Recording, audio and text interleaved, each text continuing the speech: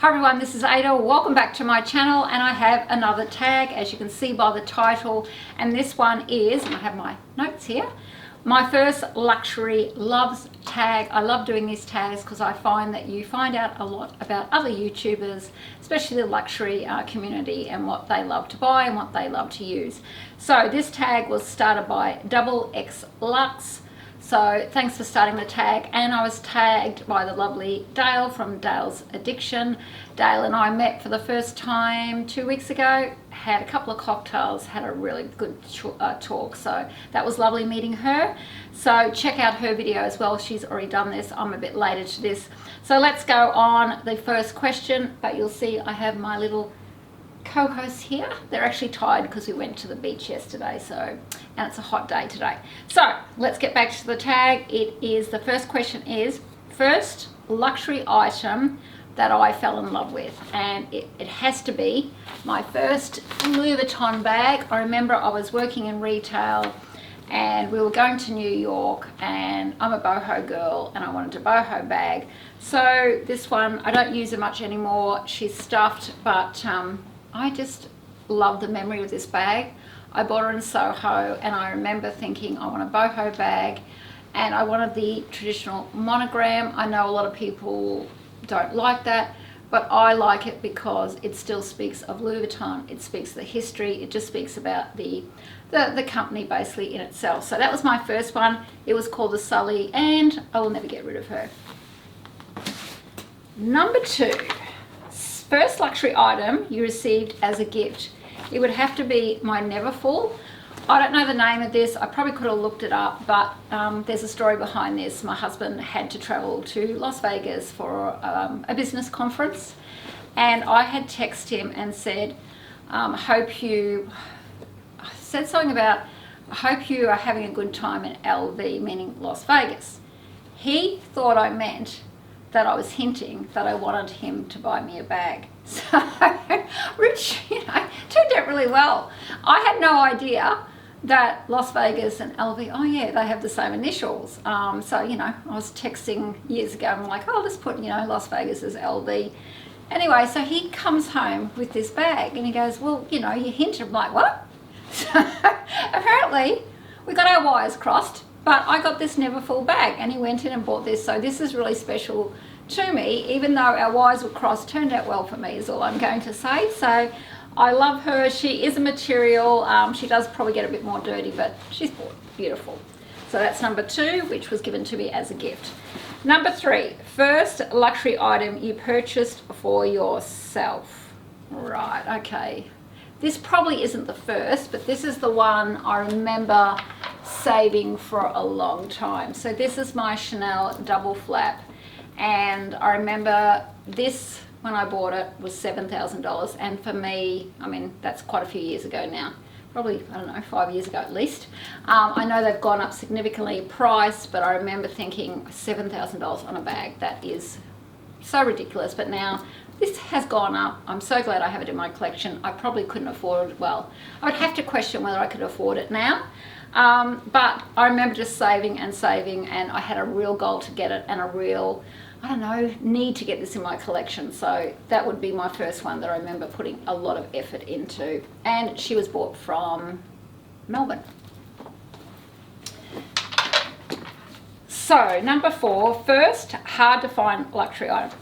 I'm going to say the Chanel GST, even though this wasn't hard to get for most, well, I don't know your story, but I think these were, you're readily able to get these, but now they're no longer, you have to get them on the pre-loved market. But the story behind this is, and this is when I was inexperienced buying Chanel, or probably Chanel, I'll say Chanel. I wanted this because it was a tote bag, and it just, I thought, suited my lifestyle at the time. And we flew to Melbourne, and I thought, because I live in Brisbane back then, and it still doesn't have as much as Sydney and Melbourne. I remember flying to Melbourne thinking, oh, I'll get this in Melbourne. Had the money for it, went into the Chanel store the day before I got this, or 2 days before I got this. The lady was so rude. It was a really poor experience. but she promised me she'd ring me. I hung around for a day or two. She didn't ring me. She told me, the story was, she told me they were expecting some bags in, a shipment of bags or whatever you call it, and that they were definitely getting this. And so I got my hopes up, and we went, and you know, after being at the store, I thought I'll wait my time, I'll wait for the call. So we went and had, you know, our rest of our holiday in Melbourne. And long story short, I had to actually contact her. She was rude. And so for me, this was more of a traumatic buy, because I think I was just so desperate to have this in my collection. If I had my time over again, I would have walked away and not given Chanel in Melbourne or that lady my money. So I'll say that one was hard to get. Okay, number 5, first forever luxury item. Once again, I will have to say this because I worked so hard and it's such a classic. I'll never sell her. I adore her, and you know, even though I mightn't use her every week, I always then go to my cupboard or my handbag room and pull her out every now and then, and I feel really, really good buying her. And are you all right, Belle? That was my dog, if you're wondering. You're right? So I'd have to say this one. Okay, number 6. First ridiculous, unnecessary luxury item. Right, let's just talk about the handbag charms. Back then, and I've got 2 here.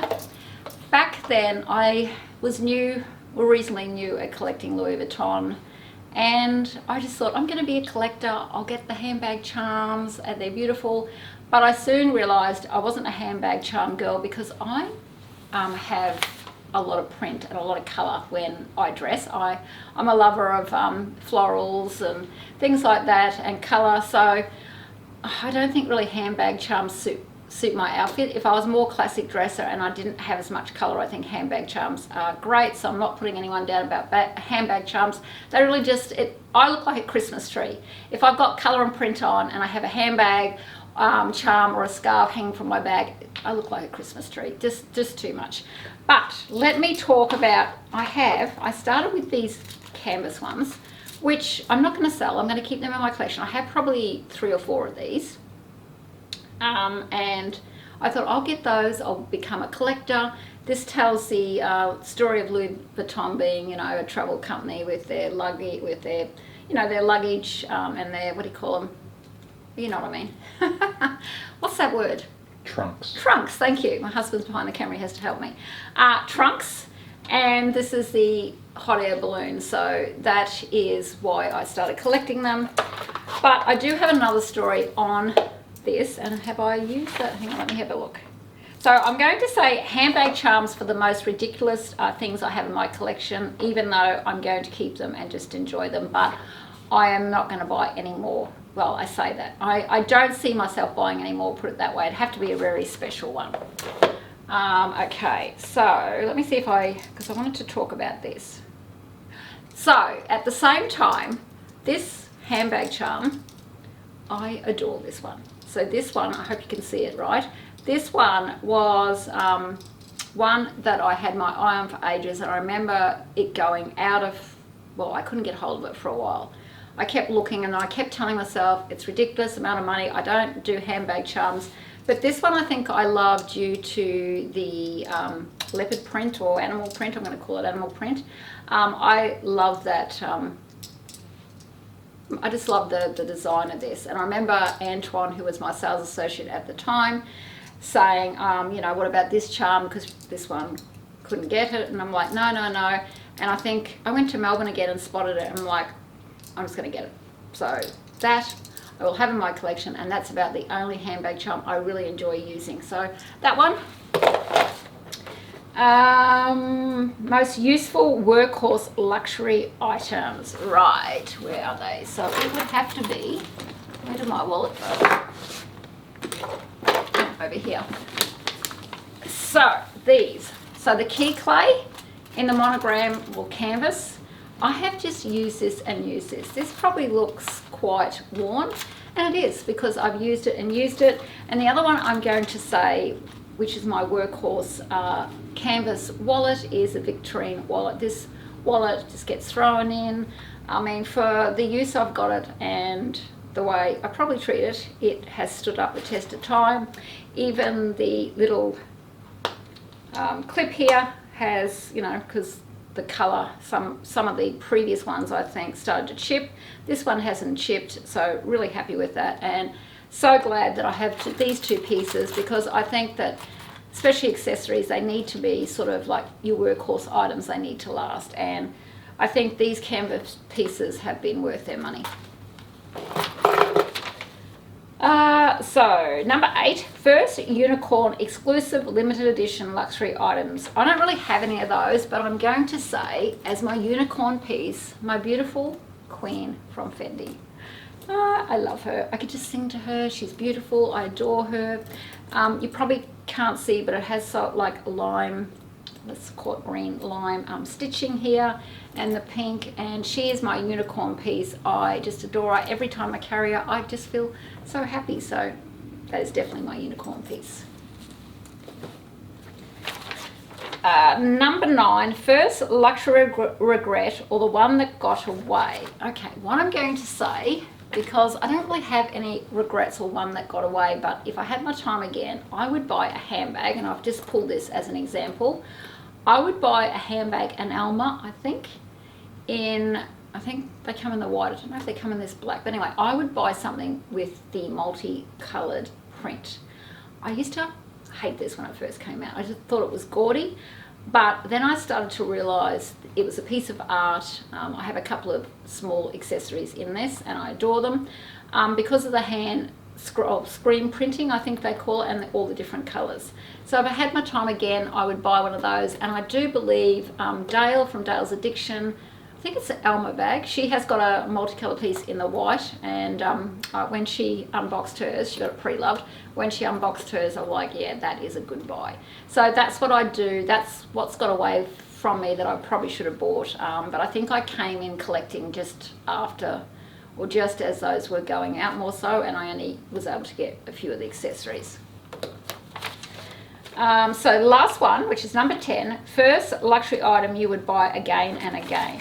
I'm going to say my Marcy bag from Chloe, because if you watch my video, this is the bag. If you were going to be a bag, what bag would I be? I have a video on that, so check that out. And I picked the Marcy girl because she is just gorgeous.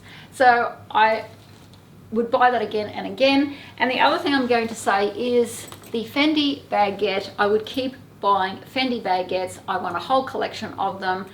I mean, I have 2 now. I will add to my collection, but I just think the Fendi baguette suits my personality. I like the size of it. I like that it's got the strap, and I like how it's got this little handheld strap as well. So that is the end of the tag, but thank you XX Luxe for making up the tag, and thank you again Dayle for tagging me. But don't forget everyone, Ada loves style. See you again next time. Bye.